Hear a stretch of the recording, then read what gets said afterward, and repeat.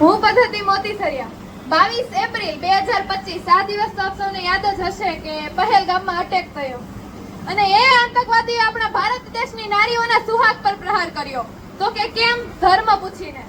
અને આજે ઓપરેશન સિંદૂરના નામે મોદીજી અને આપણી સેનાએ તેનો જડબાતોડ જવાબ આપ્યો કે તેને પૂછ્યું હતું ને કે ધર્મ કયો છે અને આપણે કહ્યું હતું કે હિન્દુ. તો બસ મારે આ ધર્મ વિશે જ વાત કરવી છે કે હું હિન્દુ છું અને હિન્દુસ્તાની છું. હિન્દુ ધર્મ એ સિંધુ નદી પરથી પડ્યો છે. સિંધુ નદીના પૂર્વ ભાગના વિસ્તારને હિન્દુસ્તાન, ત્યાં વસતા લોકોને હિન્દુસ્તાની અને ત્યાંના ધર્મને હિન્દુ ધર્મ તરીકે ઓળખવામાં આવે છે. આપણા ગ્રંથો આપણને શીખવે છે કે સર્વે ભવંતુ સુખીનઃ. હિન્દુ ધર્મ શું એક ઓળખ છે? પૂજા પદ્ધતિ છે? આયોજન છે? નહીં.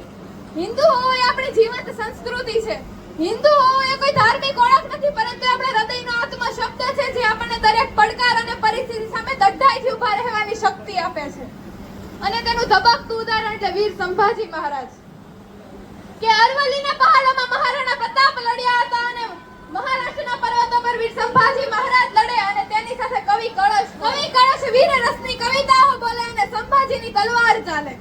આ જોઈને ઔરંગઝેબે કહ્યું કે આ બંને મારી સામે જોઈએ, ચાહે કંઈ પણ થાય આ બંને મારી સામે જોઈએ.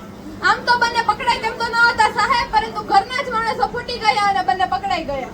અને તે જ્યારે ઔરંગઝેબની સામે જાય ત્યારે સાંકળોથી બંધાયેલા વીર સંભાજી મહારાજ પૂછે વાળ દેતા જાય. અને આ જોઈને ઔરંગઝેબે કહ્યું કે તું મારાથી ડરતો કેમ નથી?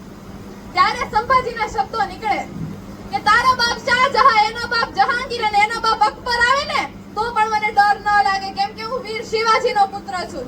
તારે જ્યાં ચડાવ હોય તે ચડાવ, તારે જેટલા કટકા કરવા હોય એટલા કર, મને કોઈ ફરક ન પડે, કેમ કે હું હિન્દુ સનાતનીનો શૂરવીર છું. હિન્દુસ્તાન શું એક ભૂમિનો ટુકડો માત્ર છે? શું આ એક ભૂમિનો ટુકડો માત્ર છે?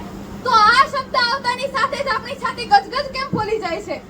અરે પરમ કૃપાળુ પરમાત્માની અનહદ કૃપાથી અહો ભાગ્ય યુદ્ધ ભૂમિ શૈલ્ય સરિતા સમુદ્ર અને અરણ્ય રૂપી ચાર ઈશ્વર એવં કલા સ્થાપત્ય સાહિત્ય સંસ્કૃતિ રૂપી ચાર માનવ સજિત અને ખૂણે ખૂણે થયેલા આરતીઓના દીવાની ધુમ્ર સુરથી સુવાસિત ભૂમિ એટલે આપણું ગૌરવધર આપણું હિન્દુસ્તાન.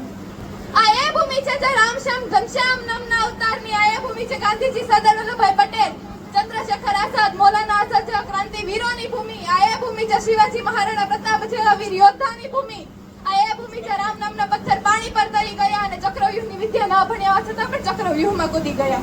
આ એ ભૂમિ છે શ્રી કૃષ્ણએ એક આંગળી પર ગોવર્ધન પર્વત ઉપાડ્યો અને ધરતીમાંથી બાણ ભેદીને ધારા નીકળતી હતી. હિન્દુ અને હિન્દુસ્તાન શું આ એક નેશનાલિટી છે? નહીં, એ આપણી આગવી ઓળખ છે. આમ તો વિશ્વમાં ઘણા દેશો છે, પરંતુ એમાં ભારત એક એવો દેશ છે જેને આપણે ભારત માં કહીએ છીએ, જેને આપણે માતાનું બિરુદ આપ્યું છે.